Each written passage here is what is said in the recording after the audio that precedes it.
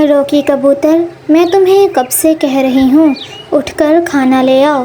देखो मुझे कब से भूख लगी है और मेरी तबीयत भी नहीं सही। तुम हर वक्त घर में लेटे रहते हो और कोई काम नहीं करते। रानो चिड़िया अपने रोकी कबूतर को कब से कह रही थी, जिसका रोकी कबूतर पर कोई असर नहीं हो रहा था। रोकी कबूतर इंतहाई सुस्त इंसान था। वो यूं ही घोंसले में सारा दिन पड़ा रहता और कोई काम ना करता। रानो चिड़िया रात में जो भी खाना बचा हुआ लेकर आती, रोकी कबूतर वो सारा खाना खा जाता और रानो चिड़िया के लिए कुछ भी ना बचाता। अब रानो चिड़िया के अंडों में से बच्चे भी निकलने वाले थे और रानो चिड़िया अपने अंडों को तन्हा छोड़कर दूर दराज इलाकों में दाना चुनने नहीं जा सकती थी।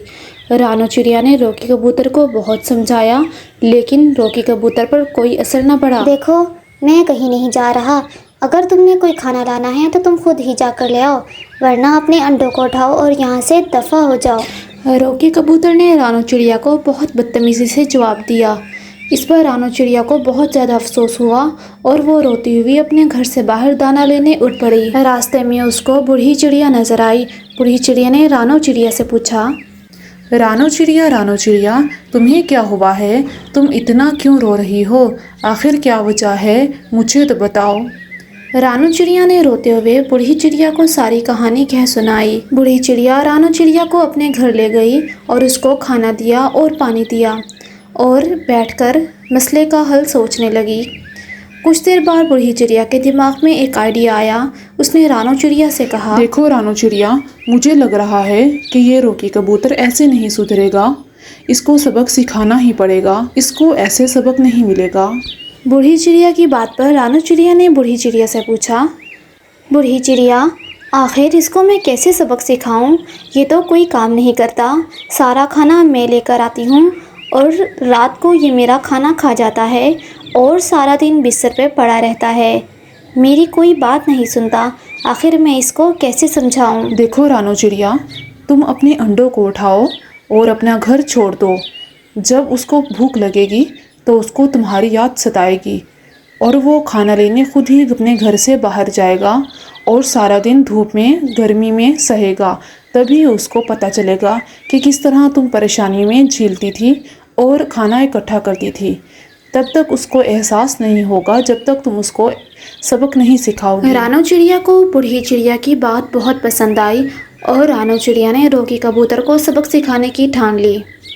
वो शाम को घर वापस आई, लेकिन इस बार रानो चिड़िया के पास खाने को दाना नहीं था। रोकी कबूतर ने रानो चिड़िया से पूछा, रानो चिड़िया, मेरे लिए आज खाना क्यों नहीं आई? देखो मेरे पास वक्त नहीं था और ना ही मुझे आज खाना मिला है। मैं खुद भी बहुत कम खाना खाकर आई हूँ। तुम्हारे लिए कैसे लाती? मैं बहुत थकी हुई हूँ। मुझे तंग ना करो, सोने दो। ये कहकर रानो चिड़िया आराम से सो गई और रोकी कबूतर उसकी शक्ल देखता रह गया। रात हुई तो रोकी कबूतर को भूख सताने लगी। रोकी कबूतर ने सोचा, अच्छा ठीक है, एक रात भूख से गुजार लूँगा। कल सुबह दोबारा चिड़िया दाना लेने तो जाएगी ही, तो मैं उसका दाना खा लूँगा। अगली सुबह रानो चिड़िया ने अंडों को समेटा और रोकी कबूतर से कहा, मैं घर छोड़कर जा रही हूँ। तुम मेरी कोई मदद नहीं करते।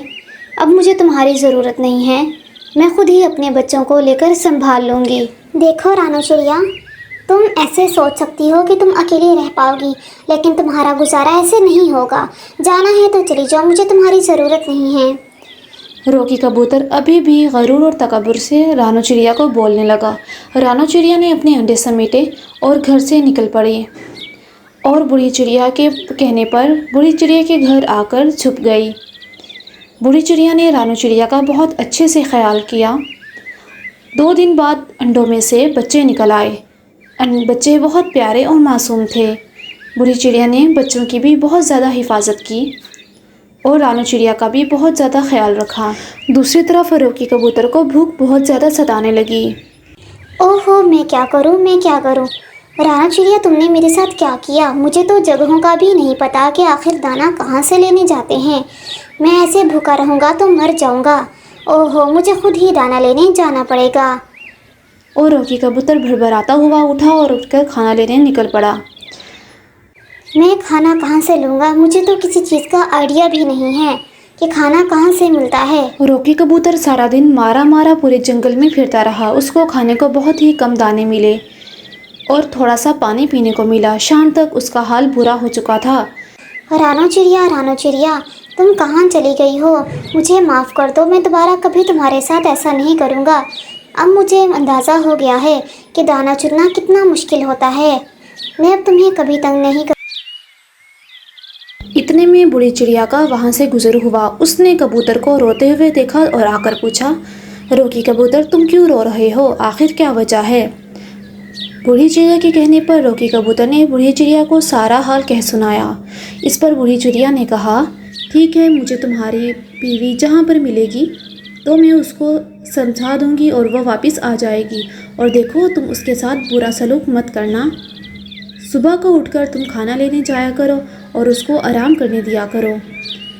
रॉकी कबूतर ने बूढ़ी चिड़िया से माफ़ी मांगी और उससे वादा लिया कि वो आज के बाद कभी भी अपनी चिड़िया को और बच्चों को तंग नहीं करेगा और रोज़ाना खाना लेने जाया करेगा। इस पर बूढ़ी चिड़िया ने वापस आकर रानो चिड़िया को सारा हाल सुनाया। रानो चिड़िया अपने अंडों और बच्चों को लेकर वापस अपने घर आ गई। रॉकी कबूतर ने रानो चिड़िया से माफ़ी मांगी और अपने बच्चों के साथ हंसी खुशी रहने लगा। रॉकी कबूतर को अब सबक मिल चुका था। रानो चिड़िया ने बूढ़ी चिड़िया का दिल से शुक्र अदा किया। इस तरह रॉकी कबूतर और रानो चिड़िया अपने बच्चों के साथ हंसी खुशी रहने लगे।